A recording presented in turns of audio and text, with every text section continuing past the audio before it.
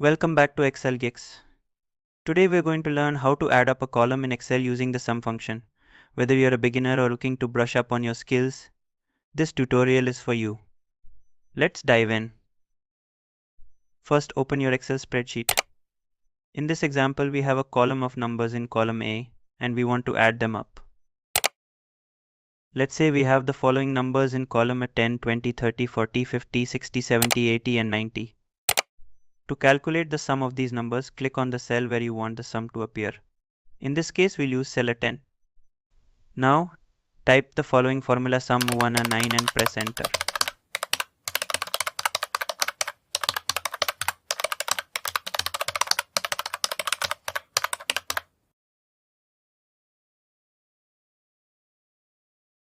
Excel will automatically calculate the sum of the numbers in cells 1 through 9 and display the result in cell 10. In our example, the sum is 450.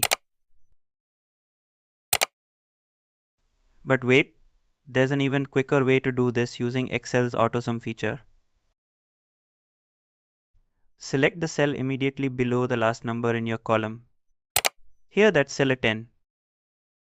Go to the Home tab on the ribbon and click the AutoSum button, which looks like a Greek letter sigma.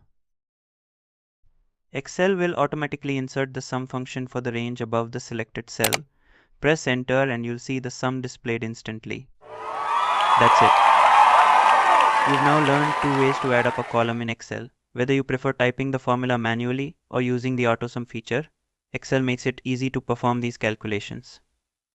Thanks for watching.